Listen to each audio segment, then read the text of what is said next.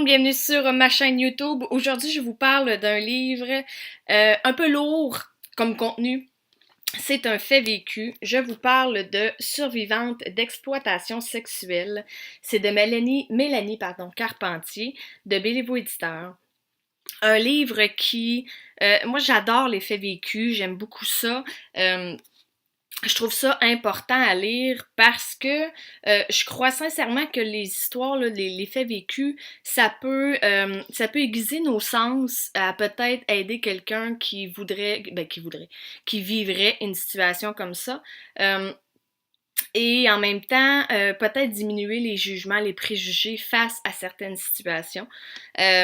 D'ailleurs, dans le livre Survivante d'exploitation sexuelle, à un certain moment donné, Mélanie va exercer le métier de danseuse.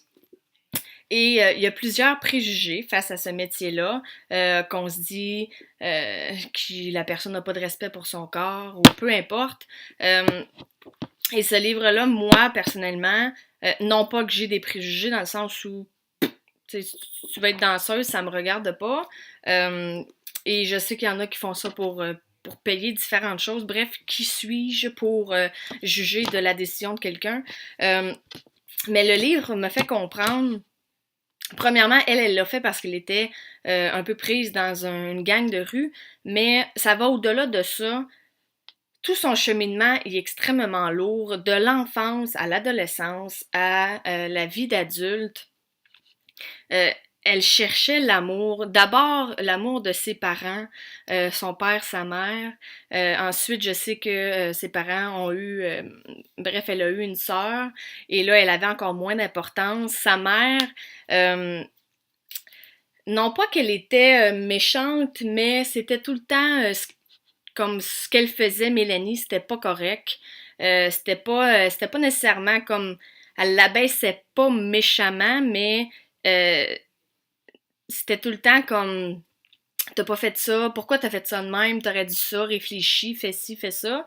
Et d'ailleurs, je tiens à dire que à aucun moment dans le livre, j'ai senti qu'elle n'aimait pas ses parents. Ça, c'est quelque chose que je trouve, c'est très bon pour elle dans le sens où euh, elle dit les vraies choses, elle dit comment elle s'est sentie, elle dit ce qui s'est passé, la réaction de ses parents, mais en même temps, à un certain moment donné, moi, je me suis rendu compte qu'elle retournait toujours vers eux. Euh, et elle ne se gêne pas pour dire aussi les bons coups de ses parents, parce qu'ils en ont fait. Sa mère, elle a toujours été là pour elle. Oui, c'était jamais correct ce qu'elle faisait. À un certain moment donné, quand elle a commencé à aller à l'université, sa mère elle a dit c'est pas parce que t'as des diplômes qu'il faut que tu te prennes pour la meilleure, puis penser que t'as la tête meilleure que nous, peu importe. Mais à un certain, elle va avoir un enfant, sa mère était toujours là, elle l'a soutenu du mieux qu'elle pouvait, pas toujours avec les bons mots, mais toujours avec la présence. Et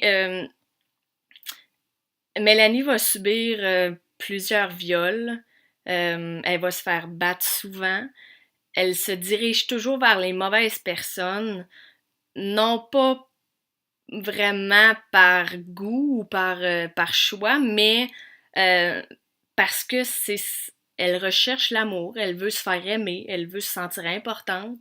Et c'est là, je crois, qu'on voit à quel point l'humain, on se rend pas toujours compte. Tu sais, je pense pas qu'elle a analysé à cette époque-là d'où venait cette blessure, à quel point ça la faisait souffrir.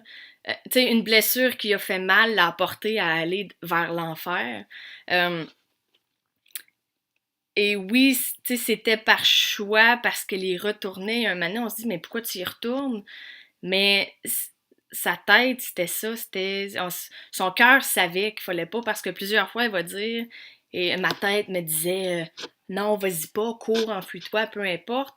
Euh, mais pour elle, c'est ça qu'elle connaissait. C'est là où elle, l'espace de, je dirais même pas une journée, là, si c'est une heure, c'est bon, qu'elle sentait qu'elle avait une importance pour quelqu'un parce que les gangs de rue lui disaient tout le temps qu'elle allait la protéger, qu'elle allait jamais être en danger, jamais manquer de rien. Euh, Certains de ses patrons qui lui l'ont obligée à faire certains actes sexuels. Bref, je pense honnêtement qu'elle a vécu le summum de ce qu'un être humain peut vivre comme souffrance personnelle, je veux dire. Euh, à s'infliger, à se faire infliger.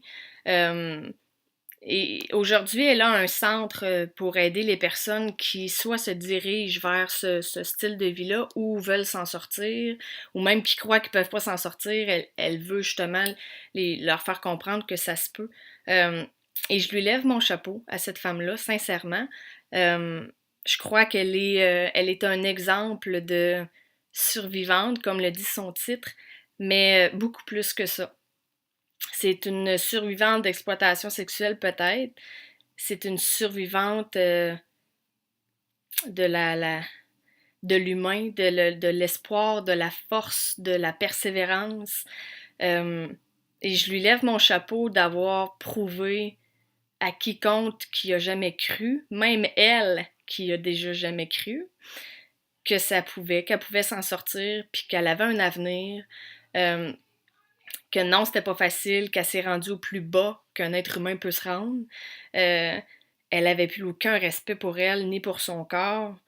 Mais quand elle a décidé, OK, je le fais, et elle l'a fait en grande partie, si je me trompe pas, pour son gars, peu importe d'où vient la force de le faire, peu importe de qui, comment, on s'en fout. Elle s'en est sortie, elle a été étudiée, et je crois aujourd'hui que ça peut être, elle est une motivatrice et elle est une source d'espoir.